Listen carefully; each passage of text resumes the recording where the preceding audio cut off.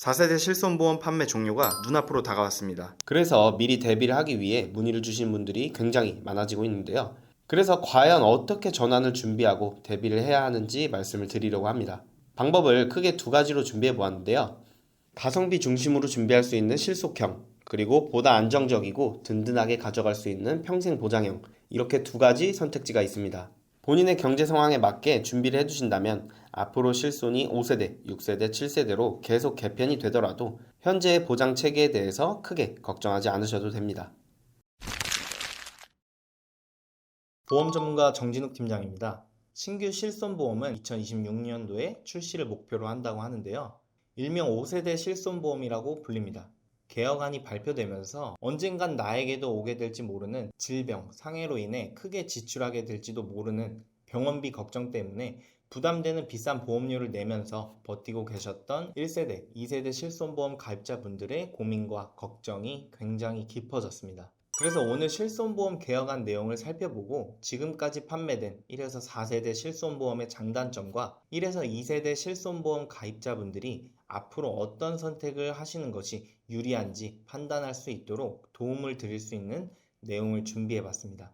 좋은 영상을 만드는 데 힘낼 수 있도록 구독과 좋아요 한 번씩 부탁드리고요. 바로 시작하겠습니다. 실손보험은 실제 치료 목적으로 사용한 비용에서 일부 자기 부담금을 제외하고 보상을 해주는 보험으로서 국민의 사적 안전망 역할을 수행하고 있는 보험입니다.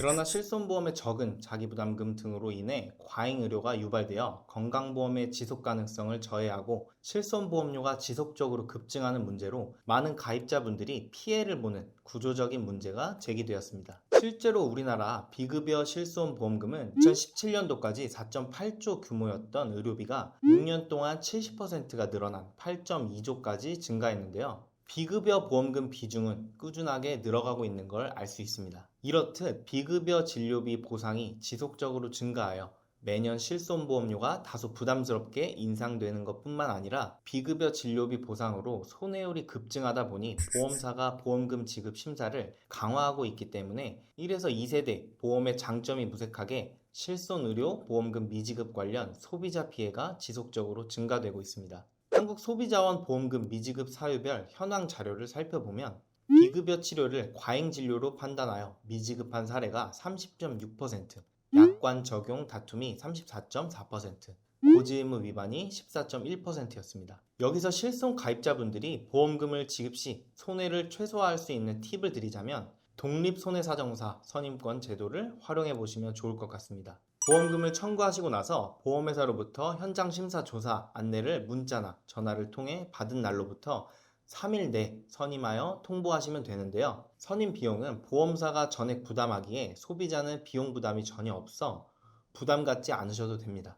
보험금 청구를 했지만 현장 조사 등을 이유로 보상이 지연되는 문제나 여러 가지 이유로 청구받아야 할 보험금이 감액되거나 면책 혹은 해지 통보를 받았을 때 보상 체계에 대해서 잘 모르는 소비자분들은 억울한 일을 당할 수 있는데 지금 안내드린 손해사정사 선임 제도를 활용하면 보험사와의 분쟁 속에서 여러분의 권리를 안전하게 지키는 데 도움을 받을 수 있습니다. 그럼 본격적으로 실손보험 개혁 방안 주요 내용을 살펴보겠습니다. 1월 9일 정책 토론회 발표에서는 1세대, 2세대 실비 가입자도 법 개정을 통한 약관 변경 적용 방안을 발표하여 가입자 모두를 큰 충격에 빠뜨렸는데요. 다행히도 최종 발표안에서는 이 부분이 삭제되었기에 한숨 돌리셔도 좋을 것 같습니다. 그럼 두 번째로 관심이 큰 5세대 실손보험은 어떻게 바뀌는지 확인해 보겠습니다. 우선 급여는 입원과 통원으로 구분합니다. 급여 입원은 기존 4세대와 동일하게 자기부담률을 일괄 20%로 적용합니다. 통원의 경우 기존 4세대 실손보험 자기부담률에서 건강보험 본인부담률을 추가하여 연동합니다. 건강보험 본인부담률이 50%라면 이제는 50%만큼의 자기부담금이 책정되는 조건으로 다소 안 좋아진 부분을 확인할 수 있습니다. 하지만 그동안 제외되었던 임신, 출산과 관련된 급여 의료비를 보장하게 된 건 좋아진 부분인데요. 저출산 시대에 도움이 될 만한 좋은 조건인 것 같습니다. 다음은 비급여 의료비입니다. 비급여는 중증 비급여와 비중증 비급여로 구분하고, 중증 비급여는 현행을 유지하되 종합병원과 상급 종합병원 입원 시 연간 자기부담금 한도 500만 원을 신설하여 중증 치료에 대한 치료비 부담을 완화했습니다. 현행 4세대 실손은 비급여 부분에 연간 자기부담금 한도가 없기 때문에 자기부담금이 2천만 원 나왔다면 그대로 내야 되지만, 이제는 500만 원까지만 내고 나머지는 돌려받을 수 있기에 4세대 대비 좋아진 부분이라고 할 수 있겠습니다. 다음으로 이번 개혁안의 핵심이라고 할 수 있는 비중증 비급여에 대해 말씀드리겠습니다. 비중증 비급여는 의료체계 왜곡 및 보험료 상승의 주 원인으로 지목되는 만큼 보장 한도 및 범위 축소와 더불어 자기부담금 상향이 불가피해 보입니다. 비중증 비급여 보상 한도는 연간 1천만 원, 통원일당 20만 원, 입원 회당 300만 원 한도입니다. 자기부담률은 입원 시 50%로 올라가고 외래는 50%와 5만 원 중 큰 것을 공제합니다. 4세대와 마찬가지로 연간 자기부담금 한도는 없습니다. 비용, 성형, 미등재 신의료기술 일부 비급여는 보장하지 않습니다. 자, 그럼 여기에서 실손보험 전환을 고려해야 할 분들은 누구일까요? 바로 약관 변경 재가입 조항이 없는 1세대와 초기 2세대 1600만 건의 가입자분들입니다. 2세대 실손보험 가입자 중에서도 2013년 4월부터 가입한 후기 2세대, 3세대, 4세대 가입자는 26년 7월부터 36년 6월까지 10년간 순차적으로 해당 시기에 실손으로 전환될 예정인데요. 재가입 기간이 도래하면 그 시점에 판매되고 있는 세대의 실손으로 가입을 해야 합니다. 금융당국에 재가입 조항이 없는 초기 가입자가 원하는 경우 가입자에게 보상하고 계약을 해지하는 재매입도 시행한다고 합니다. 이 과정에서 소비자를 위한 설명 강화, 숙려기간 부여, 철회권, 취소권 보장 등 다양한 방향을 검토하고 있으며, 계약 재매입 후 가입자가 원하는 경우 신규 실손보험으로 무심사 전환을 허용할 계획이라고 합니다. 계약 재매입의 구체적인 실행 방안은 보험업계와 추가 논의를 통해 발표한다고 합니다. 그동안 많은 분들이 실손 전환을 고민했지만 막연한 불안감 때문에 선뜻 선택을 하지 못했던 측면도 있었다고 봅니다. 하지만 이제는 선택에 대한 고민을 해야 할 시기이고, 본인이 갖고 있는 1세대, 2세대 실손보험의 장단점을 정확하게 알고 있어야 현명한 판단을 내릴 수 있습니다. 지금부터 좀 더 집중해주세요. 실손보험 세대별 특징을 설명드리겠습니다. 본 광고는 광고 심의 기준을 준수하였으며 유효기간은 심의일로부터 1년입니다. 2009년 7월까지는 표준화 이전 1세대 실비로 자기부담금이 없다는 게 가장 큰 장점입니다. 100%짜리 실비라고도 불립니다. 1세대 실손의 특징이라면 상해의 경우 입통원 의료비 또는 상해 의료비를 선택할 수 있었고, 상해 의료비는 상해로 인한 치과, 한방치료를 본인 부담금 없이 보상하고, 자동차 산재사고 의료비 총액의 50%를 보상해준다는 장점이 있습니다. 보장기간은 180일인 점도 기억해주세요. 이후 2009년 8월부터 실손보험 표준화가 되었습니다. 2세대 실손부터는 입원 시 10%의 본인부담금이 생겼지만, 본인부담금 연간 200만원 제도로 과도한 본인부담금이 발생하지 않도록 안전장치가 마련되었습니다. 연간 합산 의료비에 본인부담금이 200만원이 넘는다면 넘어가는 부분에 대해서는 보험사가 전액 부담하는 좋은 조건입니다. 2013년 4월부터 후기 2세대 실손이라고 불리는데 중요한 개정이 이루어졌습니다. 바로 15년 재가입 조건인데요. 후기 2세대 가입자는 15년 뒤인 2028년 4월부터는 그 시점 판매하고 있는 세대 실손으로 재가입을 하게 됩니다. 17년 4월부터 21년 6월까지는 착한 실비라고 불렸던 3세대 실손입니다. 3세대 실비는 급여 10%, 비급여 20% 자기부담금이 존재하고, 비급여 3종을 따로 분리하여 관리합니다. 비급여 3종이란 비급여 도수치료, 체외충격파 치료, 증식치료, MRI, MRA, 비급여 주사료를 이야기하고, 비급여 3종은 1회당 2만원 또는 30% 중 큰 금액을 공제하고 보상합니다. 21년 7월부터는 4세대 실손으로 급여 20%, 비급여 30%의 본인 부담금이 생겼습니다. 비급여 3종은 3만원과 30% 중 큰 금액을 공제 후 보상하고, 재가입 주기가 15년에서 5년으로 짧아졌습니다. 4세대 실손을 가입하신 분들은 26년 7월부터는 5세대 실손으로 재가입하시게 됩니다. 4세대 실손의 가장 큰 특징이라면 보험료 차등제라고 할 수 있습니다. 비급여 지급 보험금에 따라 차등으로 보험료가 할인 또는 할증이 됩니다. 4세대 실손으로 전환 시 여러 가지 장단점이 있겠지만 한 가지는 깊게 고민하셔야 할 문제가 있습니다. 바로 비급여 본인 부담금 상한선이 없다는 것입니다.